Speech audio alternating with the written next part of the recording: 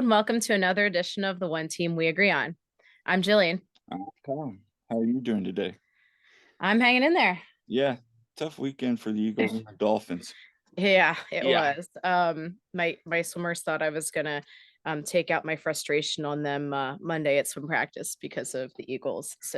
But I didn't actually. But hey, we got a very special guest on today's show. Somebody you and I have been meaning to get on for some time. And for those of you listening on the podcast, he started covering the Union in 2010. His past works have included and appeared on CBS 3, Philadelphia soccer page, PhiladelphiaUnion.com, and MLS.com. And you can currently find him on Crossing Broad and his podcast, It's Always Soccer in Philadelphia. And we'd like to welcome our guest today, Mr. Kevin Kinkead. Kevin, how are you doing? I'm doing great. I heard you mention the Eagles there at the beginning. I'm just happy to get a break from that and happy to not be talking about that for a little bit. So it's good. Yeah. Good change of pace. No. Yeah. No, understandably. I mean, it was kind of a rough weekend for our teams, as most of our listeners know. I'm a 5 for 5 fan. Kyle's a 1 for 5, and yeah, I see that. I see that Dolphins banner hanging over. Yeah, that collapse. I'm not going to judge. No, I mean, you don't have to. I mean, that collapse last night against Tennessee. I mean, that's the kind of loss. Honestly, off topic, real quick. That's the kind of loss that kills the season. That's just bad. That was a bad loss. You can join all of the Eagles fans too. Everybody's ready to jump off the bridge despite being 10-3. You know, so, right. Yeah. A little perspective goes a long way sometimes. It does. This is true. So, Jillian, what are we wearing today? So I'm really excited to wear for the first time my bootleg MLS Jesus Bueno shirt. Okay, straight fire. And I'm wearing "Come On You Boys in Blue," blue colored. Come on, you boys in blue collar. Yes, one of your favorites. One of my favorites. I always wear this on game day. So, yeah, one of my favorites. So, before we get started, you can follow us on Twitter at TOTWAG and on Facebook and Instagram, the One Team We Agree On. And we are on Facebook, Instagram. Where else are we at? We are on Google. We are on every. We are not on Threads. We're not on Threads yet. I'm on too many things. So. And on YouTube and Spotify as well. So let's go ahead and get started. So, Kevin, for those that might be listening to you for the first time, give us a little backstory on how you got into media covering the Union and even to the present day with Crossing Broad. Yeah. So I went to school for journalism, broadcast journalism, actually, West Virginia. I got out and I started working in Georgia. I was down there for a couple of years working in a couple of different TV stations, and then I moved back to Philadelphia in 2009, and I was working at Eyewitness News there. I was like a producer and a writer, putting stuff on the teleprompter and cutting clips and taking a camera out and doing whatever they'd have me do, and I was like a per diem worker there, and my hours would shift all the time, so I'd work anywhere from like 30 to 40 hours a week, but I always had like extra time to kind of fill something in.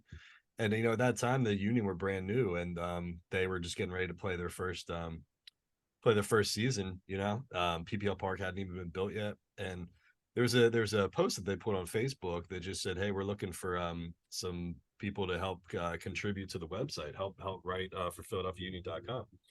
I was like, oh yeah, this is great. This is perfect. I was looking for something else to fill in my hours. I didn't need any money at the time because I'm like, I'm still like 22 years old, 24 years old or something at the time. Like I'm happy to put the opportunity on the resume, So I remember I wrote a story. I wrote like a sample column for them, and it was about why the French national team should call up Sebastien Letou. It seems kind of ridiculous now when you think about it, because France is like a powerhouse, but back then they were like struggling, and they had a bunch of guys who were like kind of out of favor and like arguing with the coach and all kind of stuff. I'm like, well, maybe you should make an example out of him, call it the MLS guy, but apparently they liked it enough that they told me to come around and start writing for the website. So yeah, that was my entry to doing Philadelphia Union stuff. And it was great. we had like a good group of dudes in the press boxes first couple of years. Dave Zeitlin, John Tannenwald, Matt DeGeorge, Andy Jasner, Shane Evans, various Philly soccer page guys. It was really fresh and it was really new, you know. I mean, like there was no team before that, you know. So it all felt really yeah, it was different, you know. It was cool and it was different. And yeah, that's basically the story. You know, I went independent. I left the team in 2014 and was writing for a bunch of various outlets, and then I ended up leaving the beat in 2017 to go to Crossing Broad. But yeah, I mean, now I still do the occasional union thing for Crossing Broad. You know, we're not really union isn't a lot of what we do, but I run the site so I can put whatever the hell I want on there, you know, which is Right. nice. And you know, so people don't want to see the union stuff, too bad, I guess, you know. But that's the short version of a long story. No. Yeah, no, I appreciate that you put some union stuff on there because, you know, like I told you, I read, you know, all the different stuff you guys put on there, and I like getting all my different sports things in one place there. And it's nice to see the union get coverage too. So Yeah, and even as like I said, as a 1-for-5 fan like myself, mhm. like I enjoy Crossing Broad just because of banner and even some of the non-sports topics and articles that you put on there as well. Like some of those articles that I just dive into and I just get them sitting there at work during my lunch going, wow, this is like really in depth. So I really appreciate the work you put in there with some of your articles. No, I appreciate the support for real. You know, we try to do different stuff and we try to attack things that other, you know, off field stuff that people don't talk about. You know, for example, I'm watching the Flyers game right now. You know, anybody can sit there and say, well, the Predators beat the Flyers 2-1 last night and the goals were scored by whatever. You know, we'll always try to find different angles, different things. You know, when you see something funny on TV, you know, some kids doing something funny in the crowd, you know, that's our bread and butter. But it's funny because we put, you know, we'll do the union stuff occasionally, and you do get the haters every once in a while who say nobody cares about this, stop writing about the union or whatever. And I remember just one time, just because I was curious really more than anything, I went back and I tallied up, you know, all the union stories that we did in one year. I want to say it was last year or the year before. So I mean, when they were good, you know, still coming off the Supporter Shield or coming off the Champions League semifinal, I want to say. And I ended up writing like 25 union stories, I want to say, that year.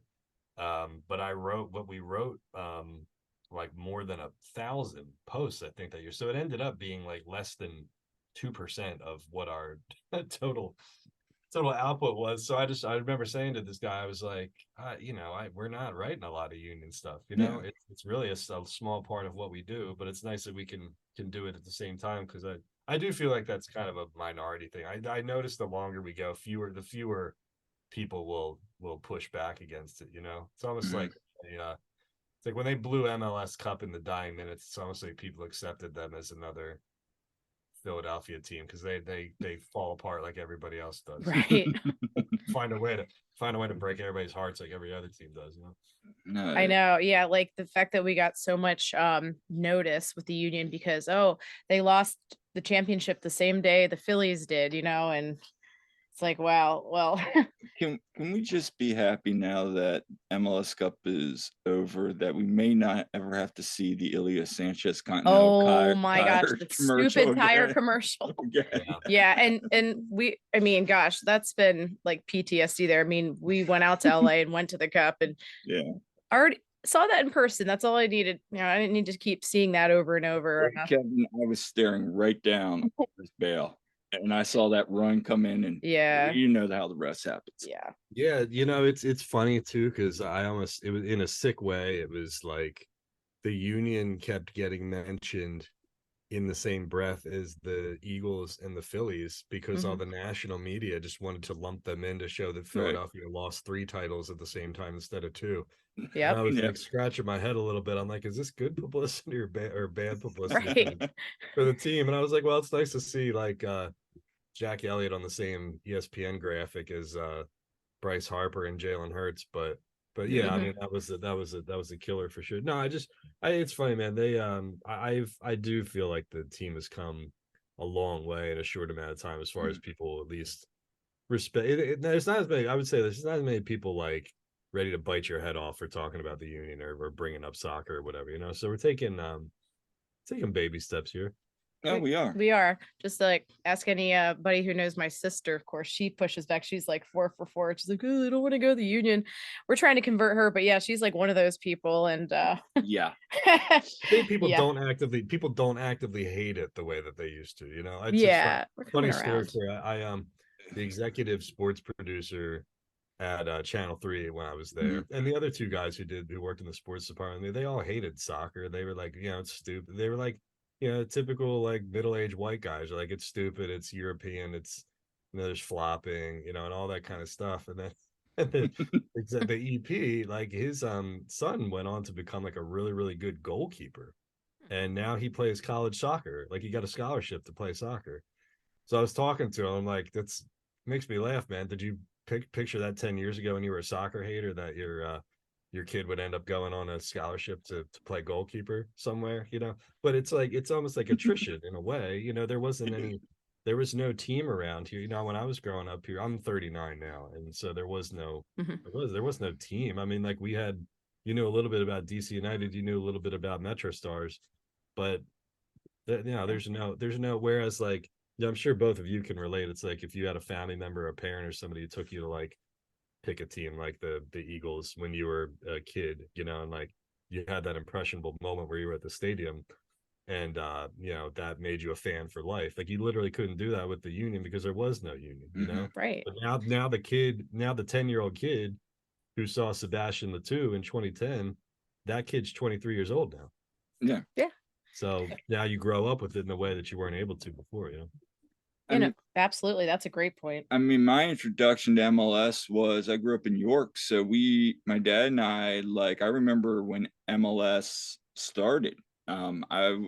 Right after the World Cup, I mean, we went down to a DC United game and we thought it was the coolest thing. It's like, oh my gosh, there's professional soccer. And my dad used to go to the old soccer leagues with the New York Cosmos and etc. So we went down to that and it was cool. But it's amazing now just to see. And then when the Union got a team, I just graduated from Westchester and I was getting into coaching and all that around 2010 and started following them casually. It's amazing how far the league has gone from that, era 96 to 2023 now. So, yeah. Yeah, and as a middle school teacher, I'm seeing more and more people, and we're in Lancaster, okay, and I'm seeing more and more people though actually getting into the union. And today we had like our holiday concert, assembly, and all that, and two of my students, they come in and if they're sporting at the holiday concert, union sweatshirts, and I'm like, right on, it's on. Cool, it's cool. I go to I go Yeah. to the different spots around here. I keep an eye out. Like you go to like Rally House or something. Like the union section starts to get a little bit larger. There's more items there. I'm like, all right, I see. Because I've watched it from the beginning. I mean, Yeah. I just remember I couldn't get anybody to give a crap for the first however many couple of years. There's a lot of pushback on it just from like I say earlier, like the 4 for 4 types who were just like, this is stupid. We don't like soccer or football and baseball town. Okay, whatever, But I would always tell people like I'm not trying to like foist the team on you at the expense of. I'm not saying like you guys start watching the Union and stop watching the Phillies, right? As much as the Philadelphia area loves sports, I mean, as much as we watch, there's you have the bandwidth really to at least just pay attention to everything. I think what's changed over the years is like when the union got good, they started playing in a way that was what people were looking for from the Flyers and from the Sixers and from the Eagles, like this blue collar team game, grind it out. Everybody's a hard work, I mean, whatever other cliche I can throw at you, but it was like, these are like down home kind of dudes. They're not divas. Like the coach is a local guy who's from here. Like you got good stories here and these kids are from here. And I think at that point, people, even if they didn't like the sport, that's fine. But I think people stopped like actively hating it. Right. At least like we're like, all right, I accept them. I don't really like the team, but I accept them, So I was like, all right, that's fine. I'll take it. Yeah, absolutely. And I feel like sometimes when people actually go to a game and experience it, they're like, oh, this is actually really fun. And full disclosure, before I went to a game, I was just like, okay about soccer, but I went to a game, I'm like, this is the best thing ever, this is great. So I Yeah. hear that a yeah, lot, but even from people who don't necessarily like the sport, like it's just a right. different experience, because Yeah. you go to anything in Philadelphia, where are you going? You're going to the sports complex. Yeah. Yeah. So it's the same damn experience every single time. Funny because I've been writing a lot about the Sixers arena and like their Hmm. efforts to to relocate to downtown or whatever. I hear these people all the time who are like talking about how great the sports complex is, and I just sit there thinking to myself, I'm like, is it unique to have all of the four majors in the same spot? Yeah, it's unique, but it's not special because it's just a No. big concrete slab with Xfinity there. So Yeah. I think for a lot of people, like to your point, Jillian, it's like when people were going down to Chester, I think a lot of times when they were Philly based people, that was different for them. Yeah. Like this is an experience that you don't get when you go to the sports complex. And we've been doing the same damn thing for 40 years in a row. So I Right. think that was helpful in kind of just breaking it up, throwing a different look at people. Yeah, absolutely. Um, so thinking about the media here, from the time you started to the present, how's the media landscape changed overall and even in the local area? Like what's really stood out to you? It's really similar, I think, to what we were just talking about with fandom. Mm-hmm. I think the media was probably the same way too, where it was like, who really cares about this or whatever. Like when I was there at Eyewitness News and the Union were playing, I would throw the highlights into the sports segment. We get what 2 minutes and 15 seconds now. So I'd throw it in there. I'd be like, Jaime Moreno scored a goal, and then this person scored a goal, and whatever, right? And that's the Yeah. time we got. But the other guys wouldn't. They wouldn't throw Mhm. it in there. But now I see like, you look at like a guy like Sean Brace, for example, is a good Right. is like Sean when I got to know him, he was at 97.5 The Fanatic with anchor with John Marks. They weren't soccer guys. They came Mhm. down to a couple games, hung out with the Sons of Benway, and then Sean got hooked on it. Pat Gallen has been down there to bang the drum, right? Mhm. Katie Fellinger is a meteorologist at Channel 3 who had season tickets. So it was just like, yeah, in the beginning, it was new and people didn't really know about it. And then they just kind of slowly but surely, maybe they took their kids down there, or they went down to see a game or whatever. And it's just kind of like, again, attrition. I think, like, I don't know how it is out where you guys are, but in the Philadelphia region, we're like so slow to like I don't know, accept things or like shift Mhm. out of things. And so, but I see the same, like, to answer the question, I see the same change there as I do with fans, where maybe the media doesn't love it necessarily, but they'll like show the highlights and they'll at least like tweet about them or put them on social media. They'll kind of include them Mhm. in like the 5 for 5. There's more 5 for 5 thought than like excluding them like they did in 20 from like 2010 to 2016 or so. Yeah, definitely. And to your point about like, is it kind of getting people are slow to catch on? Yeah, it's kind of the same way I hear. In fact, when I grew up in York and now I work in York too, I think in like 2020, I think I was the only person wearing a Union shirt. Now I see them occasionally. I'm not saying they're all over the place, but Mhm. I'm seeing them. And in Lancaster, we'll walk around downtown and you'll see somebody. It's rare we don't see somebody at least with a Union jacket or a Yeah, like hat I or was at something. this one bar and like I had my phone on, I have like a Union phone case and this guy's like, Union, Yeah. and I was like, yeah, and he's like, yeah, I have season tickets. I'm like, I have season tickets, I was like, and then it's like, wait, you're Kendall's sister. Yes, I am. It's like everyone, And small world. even the guy today when we're getting the car changed, he's like he saw him with bumper sticker. He's like, "Oh man, I go to Union games all the time." I'm like, "Oh, this is really odd." Now the Yeah. mechanic is a Yeah. Union fan, The so it's kind of Yeah, I full mean, circle. the media here is very big. The media here is like very 4 for 4 and lots of Penn State coverage as well. Yes, But Yeah. Do you get they like do they cover like the Ravens out there too? that's more York. So York yeah, not is so weird. much. We get the Philly, the Pittsburgh, and the Yeah, Baltimore. there's a lot of So it's Steelers fans like here too the though. little triangle there. So you'll have Yeah. like East York, where I'm from, it's kind of more Orioles, Phillies, and then as you get closer to Pittsburgh, you get more of the West. It's funny because I mean you'll get like some Orioles fans and you'll get you get some Ravens fans, but it's like there's a lot of Steelers fans, and then like no one gives a crap about the Pirates though here. So like, you don't get the bandwagon like Pirates fans. Why would you? But I mean I've got family on Western PA, and that's that checks out. Steelers through and through. right.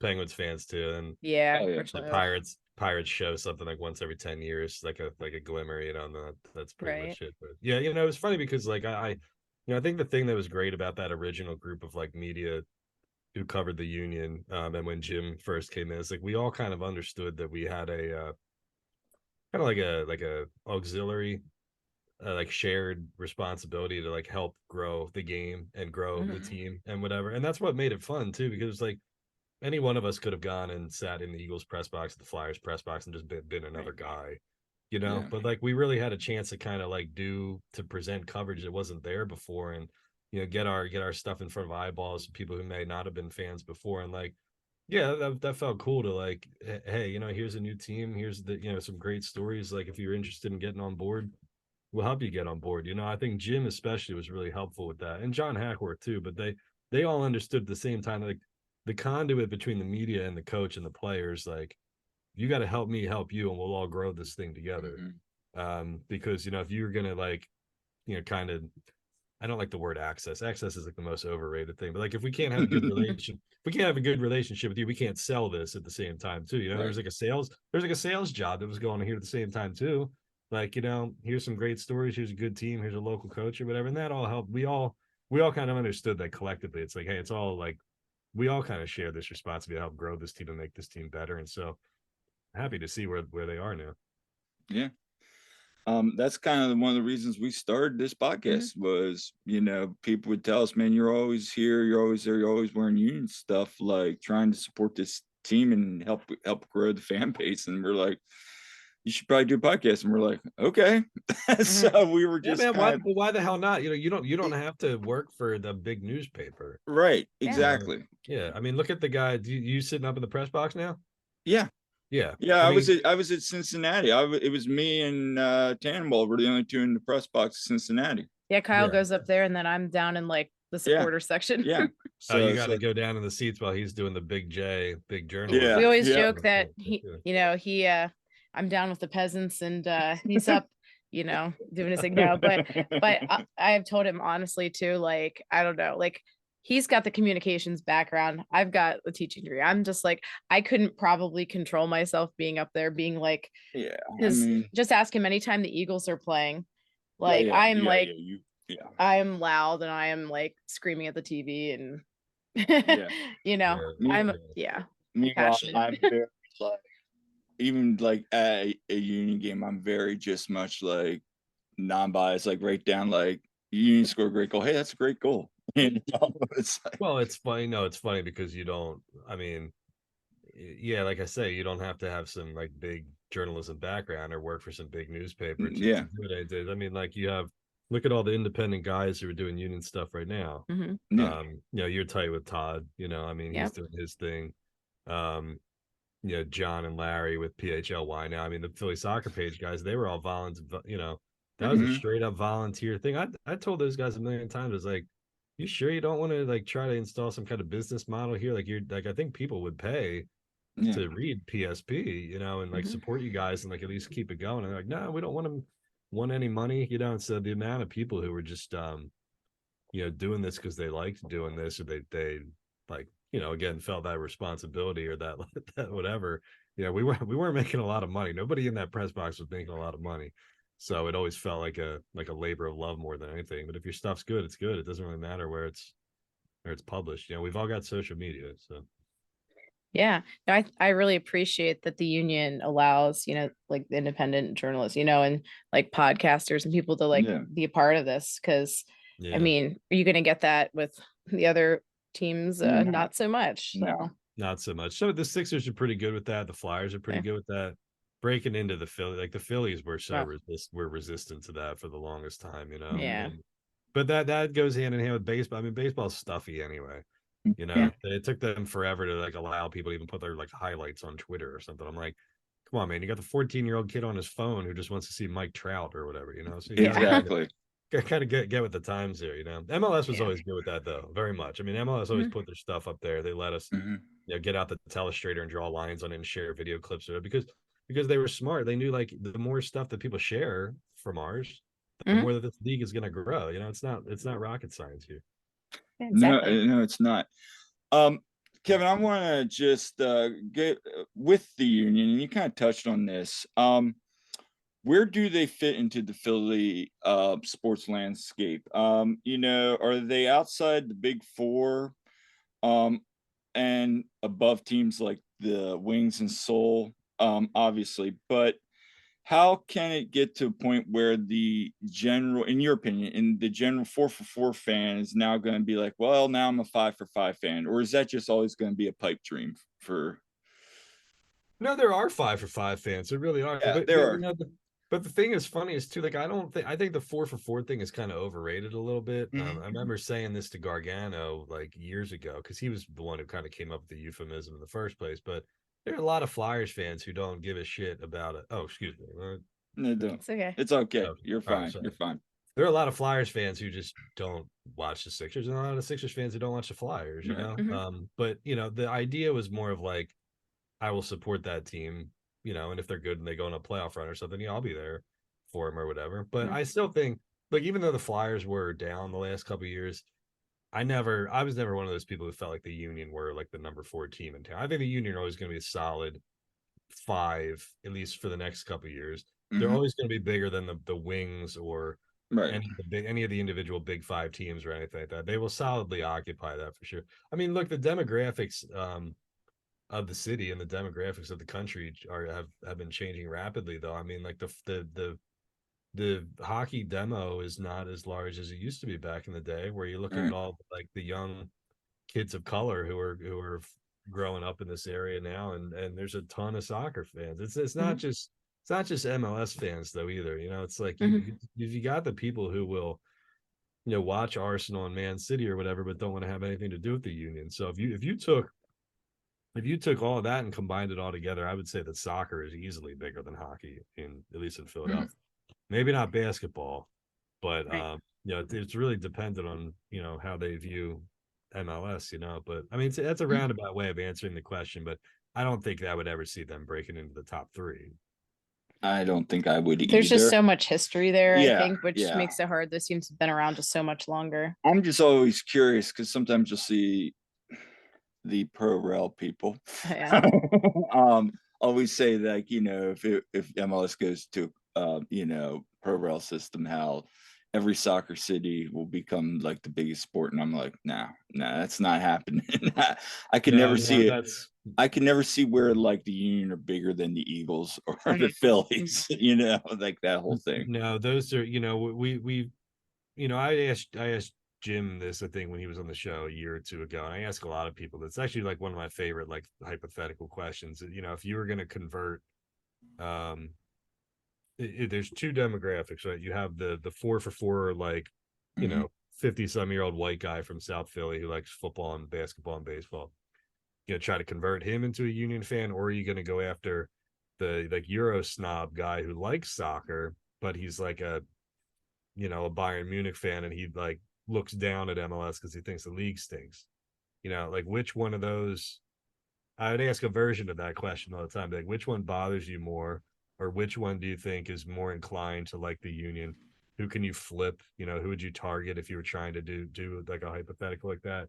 And I just get more annoyed at the Euro snob kind of people, because like you like this sport, what the sport is all about. And nobody is going to sit here and tell you that the Philadelphia Union are as good as Manchester United. Nobody's saying that. But we're all trying to make this league bigger and better and grow it. And the league doesn't get bigger and better if people who like the sport crap on the league. You know what I'm saying? Like, I would use the reverse. Like, I remember asking somebody, I think he was from like, it's like a pickup game or something. I want to say, I think he was from like Turkey or like Eastern Europe or something like that. And big NBA fan, right? So like Lakers, and watch the Lakers and the Spurs and all that stuff. I'm like, do you think that the basketball in your country sucks? And he says, no. He's like, the league's not as good, but like I support my my team, my hometown team, and then I have like my NBA team, you know? So I don't know why it's so hard I don't know why people can't just say, you know, I'm a Manchester United fan. Great. But I'm also a Philadelphia Union fan. I want the American League to get bigger at the same time. You know, I don't know why it has to be one or the other. I to your point, I don't know either. We've had this discussion. We've had multiple guests on that. We've asked a similar question of what do the union need to do to engage fans to build this, or how can, like, your typical guy that he's going to go down to a pub on Sunday or Saturday and just watch, you know, the English Premier League or whatever. You know, I'm a AC Milan fan, so you know, I'm gonna watch, you know, Milan, but at the end of the day, I'm a bigger Union fan than I'm a Milan fan because I actually go to the games, you know, have relationships there. Outside of just watching a team and growing up an AC Milan fan, I don't really have that relationship. You know what I'm saying? So Well, it's do you think there are people? I mean, can you imagine if there were people in like Spain? I don't know, maybe there are, maybe there aren't. They live in Madrid Mhm. and they imagine like Real Madrid is a great basketball team. You Right. know, like they've had great players play over there. They've won European titles. Like, are people over there saying like, you know, this team sucks. I only want to watch the, you know, the Miami Heat or something. Right. Like that sounds preposterous to me, you And I know? can tell you that's probably not the case because over there, if you grew up in Madrid, you're probably supporting, you know, Real Madrid or something Yeah, like that. that's what I'm saying. I don't, it's like this idea of like mutual exclusivity, you know. I Right. just don't understand the people. There's a lot of soccer fans in Philadelphia. There are a ton of soccer. Mhm. I used to run into people all the time, like because I played Casa League and I'd play every pickup game in a you know, a 10-mile radius of Center City. And there was so many people there who I would be like, yo, do you watch like the Union game or whatever? Like, no. But they were like great soccer players who were like, you know, could name every dude on you know, Chelsea that year. And it's just, yeah, I think that's an underrated thing. I think there's a huge portion of soccer fans up and down the East Coast who just it's not MLS people. Yeah. Yeah, for sure. Like we went to the All-Star Skills Challenge down in DC Mhm. this summer, and the amount of Arsenal fans that were there Mhm. was insane.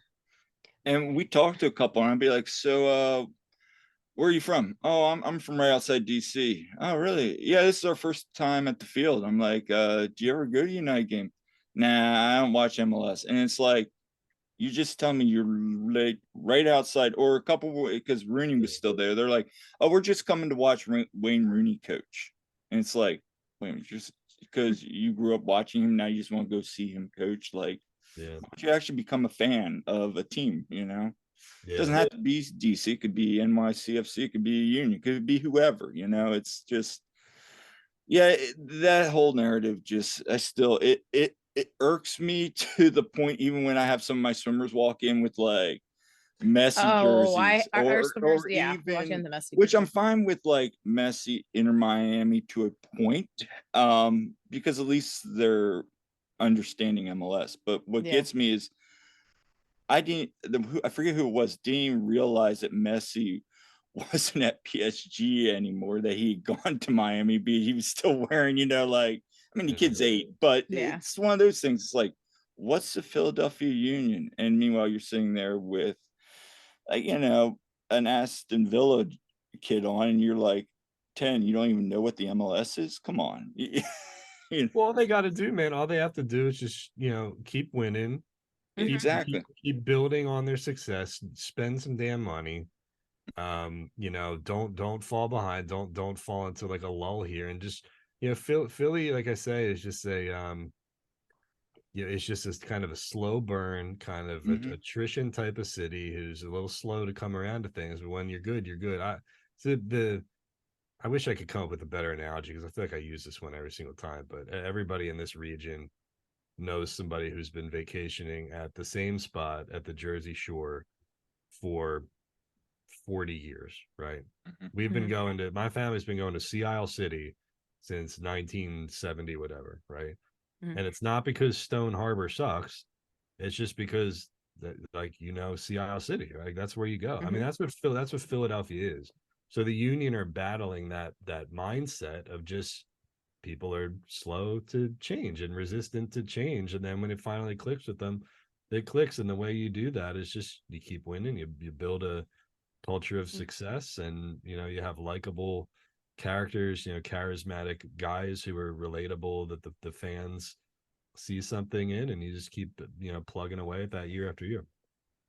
Yeah, absolutely. I mean, I think they're Mhm. on the right track. Hopefully, like you said, hopefully they keep that success going and maybe spend a little bit and keep this growing because Yeah. we've done so well lately. So Well, I don't know, you tell me. I yes. mean, do you think they're like headed for a downturn here, or are they gonna So, keep some level of consistency here? well, and to that point, I listened. I was on the season end press conference, and both Jim and Ernst just kept saying development. And I was talking with Todd today about that too, because he said the same thing. I just kept hearing the word development. The key foundation is development. You know how they always, that's one of their club cultures, is the youth development, the academy development, the player development. So my gut would say, I wouldn't say it's a rebuild. I think you're probably going to see a reboot, in my opinion, where they're going to maybe start going away from that. Let's try to get some higher paid players and bring in some more developmental pieces and kind of start to shift for that next wave of success. I don't know if you're going to see them spend money. And my concern is, even with Are some they of going to be these, the Flyers? yeah, is this going to come to a point where we're just going to keep rebooting, bringing in academy kids, selling them, and move out? Which, okay, if that's your core model, great. But at the same time, then you also need to kind of have some balance with it as well. Mm. I think this year, in my opinion, I think you're going to see more of a the guy from where, like, third league in Germany, kind of like Mm. Kai was, just those kind Yeah. of signings where you're like, I crushed that signing like I've never crushed anything before. I'm like, what the hell are they doing signing some yeah. dude from, and then he ended up being one of the top 5 union players of all time. So Yeah. It's just, I think that's where we're headed. I think, with, we don't know what's going to go on with Bedoya. Maybe he has a swan song.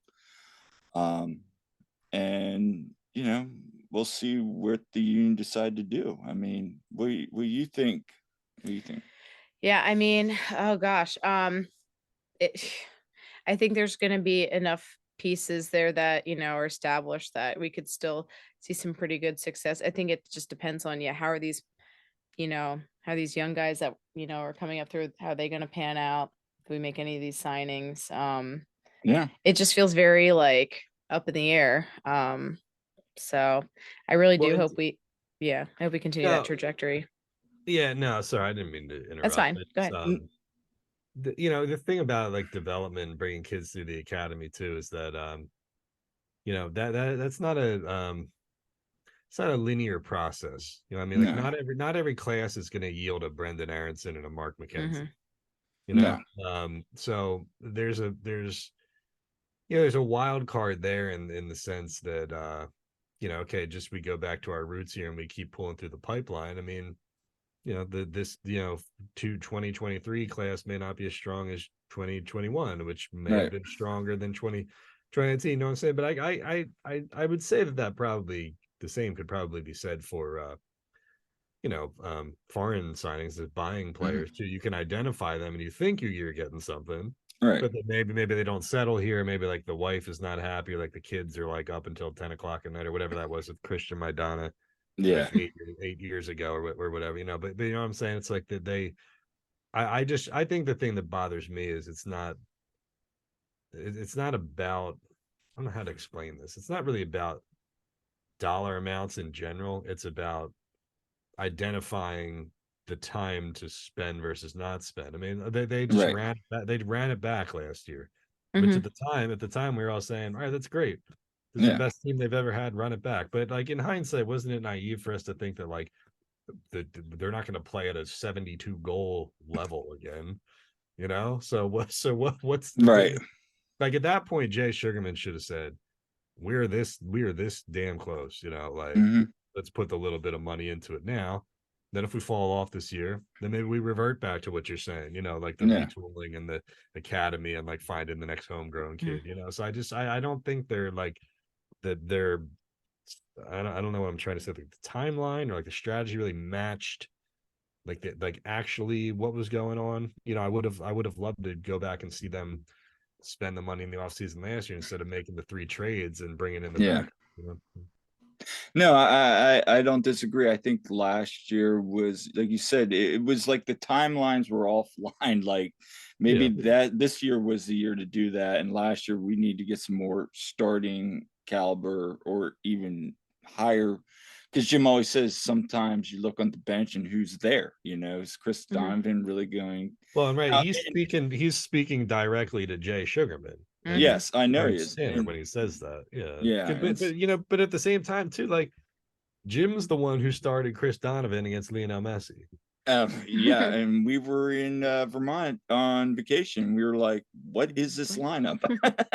Yeah, Yeah. that drove me crazy. I got on Crossing Broad and I just I can't remember the last really negative thing that I wrote about the team like that, but that was just a chicken performance, the lineup, the attitude. And Jim came out. I mean, man, you were sitting there with me in the Yeah, locker room when we did the media game where he was yeah. like, and I don't know, or when he said, like, I think we might have been a little, I don't know, did he say not shell shock, starstruck, whatever He word he said used? something like, "Yeah," and that it just wasn't us. And I'm sitting there going, "Well, yeah, we all know that watching the game, Jim. Well, Like you weren't." that's disappointing too, because I mean those guys have played in a Yes. lot. I mean they've played Champions League in Yep. Mexico, they've played MLS Cup finals. This is not their first rodeo. So Lionel Messi comes to your home stadium, and now you're like rattled. Yeah. What the hell is that? That was the most ridiculous thing. I've never been more disappointed in in them than after No. that. But just the circumstances just didn't make sense. I'm like, you guys have been here before. You've played these kind of games before. So anyway, yeah. Yeah. So now your top 3 moments for each of the 3 head coaches that we've been through. So we want to have some fun here. So Yeah. we're like, how they do a 5 for 5. We're gonna do a 3 for 3. So Yeah. your 3 favorite moments for each of the 3 franchises head coaches. Yeah.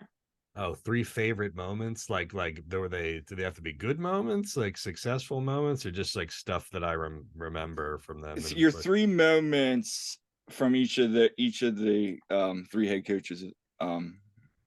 Yeah, I would say 3 moments. Let's go to that. well, there's a lot of them with Peter. And I liked him because I was working for the team at that time, so it wasn't like I was throwing him tough questions or whatever, but I just asked him about certain players, and we had a good relationship and all that. But the Freddie Adu press conference was a doozy. I don't know if you guys are familiar with like the Chris Vito asking him about what kind of impact he was going to have on the team, and Peter must have not understood the question at all. And he said, "What do you mean? What kind of impact is he going to have on the team?" He's like, "Well, he's a good player. He's like a number 10. He can create some chances." And he must have thought that he was disrespecting the other players on the team or something, because they went on with this line for like 3 minutes straight. What do you mean impact? What impact is he going to have? And Chris is just like, "No, I mean, like, how do you think he's going to help the team?" It was just like the most awkward. we all just felt like very uncomfortable in the press room, because I just don't think he was very Polish, and I just don't think that he understood what was being asked of him. That was one of them. The other one was when him and Mark Narducci started screaming at each other in the hallway because Narducci asked what kind of reception he thought Sebastian Latou was going to have when he returned with Vancouver, and Peter thought that was an unfair question, so they both went out in the hallway and started yelling at each other for like 10 minutes. John Hackworth, my favorite was he took us in. This was another Freddie Adu story. This is when Freddie was I think had just been, they did the loan swap, where Kleberson came up from Bahia and Freddie went down to Brazil for them, and it was preseason. And we were at YSC. I remember it was like 10 degrees out. There's a picture of me wearing gloves inside for some reason. And Hack pulled us all into like the weight room at YSC, and he said, all right, I'm going to talk about this once and once only, and then we're never going to talk about it again. And he just explained everything that happened with Freddie Adu, and like, you know, why they loaned him to Brazil and what was going on with all that, and that they were getting Cleberson back or whatever. But it's not often that a coach will be like, I'm going to talk about this once and then never talk about it again, because he was just as sick of the Freddie thing as everybody else was, you know. And God, I don't even remember the circumstances of why he was sent there to begin with, but Freddie just burned out quickly at every place he went to. Yeah, he did. Yeah. Jim, I don't know if people remember, he and I got in like a huge a huge fight. It was Which is actually a story I want to ask. But so go ahead, because I was told about this from somebody that I think it was Todd that told me like he had heard this story. So yeah, let's dive into that a little bit. Yeah, So yeah, still a YouTube clip up somewhere of it, I think, if people want to watch it. But it was after a Red Bull game. CJ Sapong scored a hat trick, and we were after the game, and I asked this kind of like, it was kind of a bad question. It wasn't a bad question. I just didn't really phrase it properly. I asked this meandering like, CJ's scoring a lot of goals now, but you know, he kind of dropped. He's been dropping off at the end of the year the last couple of years. You know, how do you keep him like going or whatever? And Jim, I guess, just thought I was being negative or something. And he's like, well, he's like, you've been, you know, saying all this negative stuff about us for for the last couple of weeks or whatever. I was like scratching my head, like, was that really? Um, and then we just started kind of like yelling at each other a little bit. But what people didn't see is that I waited for him out in the hallway after after the press conference. Like, I don't, for what reason, I don't know. He's like yeah, 6'4". What, was I going to fight him or something? yeah. Just because I wanted to say to him, yo, like, I don't like, what are you talking about, man? I'm not like, I thought that was a fair question. And then he came out and said something to me, and I just flipped out, and I had to be restrained by by Carl Churkin and by Tim McDermott. I remember like both of them were Oh like wow. trying to get me to calm down because I thought my head was going to explode. Because Jim made a comment about me leaving Channel 3, and I think that's what set me off. And you know, it was just a very stupid thing. I don't know. I thought the question was fine, but it was probably just not delivered the right way. But no, he and I are like have been cool like forever. You know, I mean, I knew Jim before you know, before he was the coach, right? I mean, he was an Yeah. assistant on Hack's crew, and I think most people know the story by now. But when he came back, you know, he wanted to play for the Union. You know, Peter said, Yeah. we're good. We don't, you know, we don't have room for you. I mean, Jim was not that old at that time. I want to say he was like 31 or 32. Yeah. Probably still could have played, but yeah, I remember Jim like in the early days was just like this larger than life, like charismatic kind of guy, and I'm like, he's probably got a future in coaching. But yeah, we had a very weird fight this one time, and I just remember like Carl Churkin having to hold me back. Some stupid reason, you know. Yeah. Well, I appreciate you sharing that. So you guys just basically then just buried the hatchet through time and just Yeah, I think I just texted him after that, and I was like, yeah, hey, you know, maybe that question came out shitty or something, and you know, like no hard feelings or anything. And he was, you know, same thing, you know. I yeah. mean, and he and I stayed in, you know, we'll still stay in communication, even though I'm not like down there very often anymore. But he's just been a very, you know, chill guy with all that stuff. I mean, he gets it, you know. So He does. there's never any lingering, and And anything. I mean, there's been a couple times, especially on these road games that I've done this year. We've traveled a couple road games. I'm going to the press box, and we'll just sit there after the press conference. He'll sit there and talk and just share stories and like, Yeah, yeah, yeah, and yeah. and He's always been good. Well, but to what I was saying earlier, man, like his guy, I think he understands, like, you know, again, it goes back to like the shared responsibility thing. It's like we all like kind of grow this thing, and like if the coach is accessible and the mm, coach is open and he's going to talk to you and like you know, share information with you, then that only helps us give it to fans, which then yep. goes you know, goes into newspaper stories and things like that, and it just reaches people, you know. And it's not, Mm. you know, if there were other coaches, I'd tell you what, Peter Novak was the head coach for like 10 years. The Union media coverage would have been half as good, you know, because he was not into it, you know. And so Jim was very, people should not you know, underestimate how meaningful it was that Jim was open like that, because he really helped us get a lot of good stuff out there that really just helped, you know, put eyeballs on the team. For sure, for sure. So what about 3 instances that set the franchise back, in your opinion? Oh man. The Raïs and Bowley thing was a disaster. Mm-hmm. Because they had just they drafted Andre Blake after Yep. drafting Zach McMath, and they went outside the third goalkeeper. That was kind of the end of the the Nick Sakevich era, right? That kind of Mm-hmm. did it right there. What else set the franchise back? It's interesting to think about what would have happened had they not hired Jim, not promoted Jim in 2015, and they gave the job to Rene Muhlenstein instead.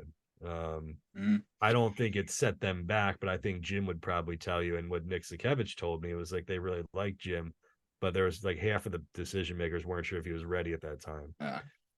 And so look, I mean, to be honest, there's a lot of on the job training. I mean, like when Till Ernie came in, I think they really didn't start turning a corner. Those first couple of years were rough with Jim there. What else set them back?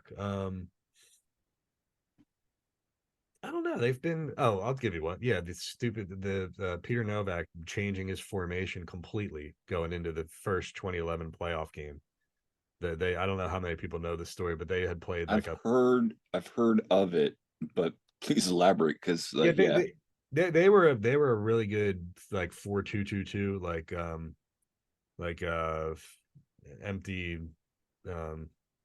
empty midfield kind of team for most of the year, and then they switched it about halfway through, and they were playing some 4-5-1. There they had Sebastian who kind of running off the top as a lone striker, and you had Michael Farfan and Velko Paunovic, and some other guys kind of alternating there. And then Peter comes out in the playoff game in Houston, and he plays like a 5-man back line. And we're all looking at each other like, what the hell is this? He hasn't played this all year long. And he had like a sweeper out there and everything. So it's just really, really bizarre. I mean, they could have won that series they were probably better than Houston that year. But they lost to them anyway. And, who knows what would have been, if it would have been different if they made it to the second round or the third round of the playoffs that year. But they kind of bottled that one because he made a really, really bizarre tactical decision. That's interesting. Yeah. So let's talk about, what does it take to be beloved in Philly, both like as a team and as a player, in terms of qualities? Just be authentic. Just be yourself, it's really not that hard, Hey, you got these guys who come out like who's a good example? Like Jose Martinez, comes out and plays hard, puts in a crunching tackle, does what he's supposed to do. Seems like a good guy. He doesn't get himself into trouble, right? I mean, it's not that hard, Because you talk about like like Nick Sirianni and Bryce Harper come over and they've got all their gear or whatever, and some people say they're pandering, but I think that's just like who Nick Sirianni is, and if he's being authentic, you can be whatever you want to be. I just think that I think Philly's good at sniffing out a fraud, and they'll be able to tell if you're faking it. So you just got to be yourself, and you got to play hard, and that's it. Yeah, absolutely. I mean, you look at, like Bryce Harper. I mean, he's fully embraced like the city, and the city loves him for like guys like Nick Sirianni, Jason Kelsey. Some of these guys, they just, it's not hard. It's not hard. I mean, you just have to be yourself. I mean, you guys remember the Philadelphia Phillies guy from like 15 years ago, Aaron Rowan, who just ran. Oh my gosh, yeah. When he ran into that fence, he was here for 2 seconds. Yeah. But everybody remembers that and respects him and loved him as a player because he just playing hard and throwing balls to the wall. That's it. Or it really doesn't take much. Yeah, I do think, like you play hard and like you said, you're authentic. I think people that are from the area, you're gonna embrace that. I mean, my goodness. And I like that you brought up Jose Martinez, because when I've told people that were maybe not into the Union, like, oh my gosh, you would love watching Jose Martinez. This guy embodies Philly. He really, really does. I feel like Damian Lowe he's kind of starting to fit into that too, as well. Kevin, who would you say when you think of Union are players that outside maybe Jose embody Philly, like some other like Philly Union? It can be all time too. Like, Danny Califf is probably the perfect Philadelphia Union guy right off the bat. Mhm. His first 2 years, yeah. I mean, he was just made to play here. You know, he was really good that second year too. I mean, he was a really good center back that second year. Carlos Valdez for sure, 2011 and 2012, I would say. Yeah. Let me think who else would yeah, I mean, they had some good. I mean, Brian Carroll, I think too, was just a solid, steady, Yeah. like get the job done, put a couple tackles in kind of guy. I mean, they were blessed to have those kinds of guys in the early going. Yeah. I can't think of a lot of. I can think of more of those guys than like divas.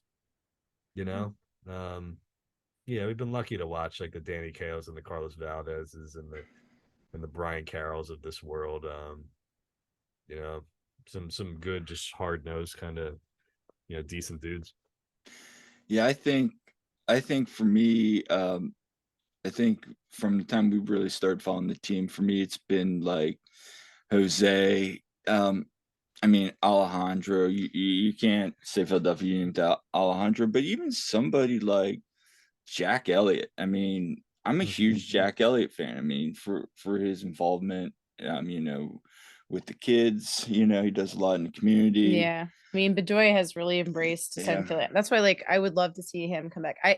I really appreciate, how he's been like when we went to the away game at Colorado and he came over we had maybe like 30 to 40 fans there, but after the game, he came over and he like shook every one of our hands and he was talking to us and yeah, he's a real one.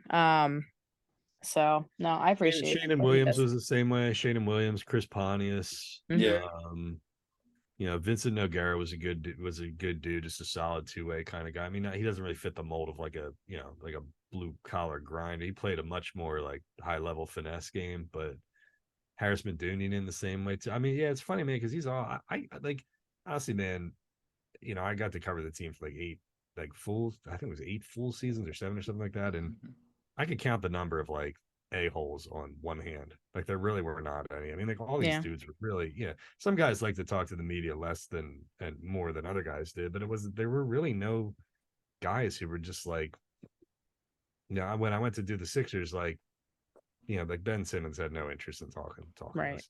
I mean, he was an okay guy, but it wasn't like, yeah. I didn't get that sense when I went to do other sports as I did when I was doing the union stuff. Yeah, that's the thing I like about I feel like we do have, a good group of people, Yeah, and even like, and you know this, Kevin, like even like the press, the media people, they're like, they do a really nice job of helping you if you need to get like you're after a game, if you want to talk to a player sometimes and they're available, they'll go out of their way to try to help you out there. Yeah, the union have always had good PR Yeah, people. Yeah, it's just funny though, man. They don't, because they don't do locker room anymore. Like no, they you do guys go that. and you stand outside in that Mhm. like outside area, and then they bring guys out to you. I don't know what I like better, but there was a lot of awkward moments in the early days where I just kind of you'd just be standing there by a guy's locker and he'd come like out of the shower or whatever, and Yeah, you'd be kind of like standing there while they put their pants on. And it's like, especially the European guys were so like weirded out by it because they don't have, yeah, there's no locker room over there at all. It's all mixed. It's either mixed zone or just they bring them out to talk to So yeah, it was, I don't know. There's a lot of funny moments like that. I remember some of the foreign guys coming over the first time, like, what the hell is going on? Why are these yeah. people standing around my locker while I don't have any pants on? It's very much a culture shock to them. Oh yeah, you'll appreciate this. When we were in Cincinnati, they didn't have a mix zone, so they opened the door, so it was me and Jonathan just standing in the locker room after they lost that, you know, Yeah. and they were just in that. And I'm sure you've been in the locker room where I'm just standing. He's trying to get people to talk to, and I'm just standing there. I'm like looking. I'm going. No one in this room right now wants to talk. No, those were tough. Those are really tough. And I just like turned around and walked out because I'm like, I'm not gonna go up to somebody and just be like, hey, I want to ask you a couple questions because you're not gonna get anything, in my opinion.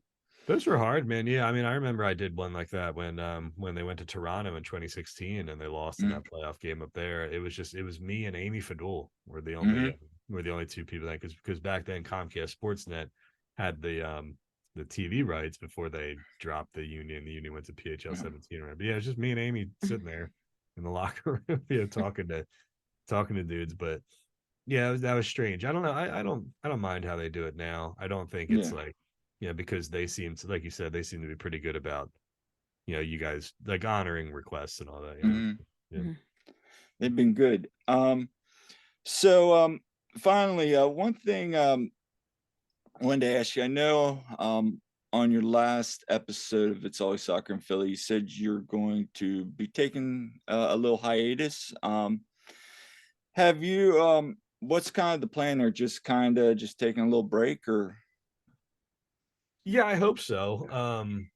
I mean, it's first things first. I have two little kids, and it's just, I mean, it's just really, really hard. I mean, it's like, holy cow, you're just, hard to find time and hard to find the energy and all that, And I don't have a co-host, right? It's just me. So I bring on various people all the time. And it's just like, I just got sick of like texting people and calling people and saying like, hey, are you available at this time? And then like having to juxtapose that up against like my kids' schedule, my wife's work schedule. And I was like, I felt like all I was ever doing was logistics, and I have so much on my plate with Crossing Broad too, that I was just like, I'd like, after this season, this like slog of a season that we all just watched, maybe it's time for a break now, So I figured it'd be a good time to shut it down temporarily. We've been doing it for 7 years.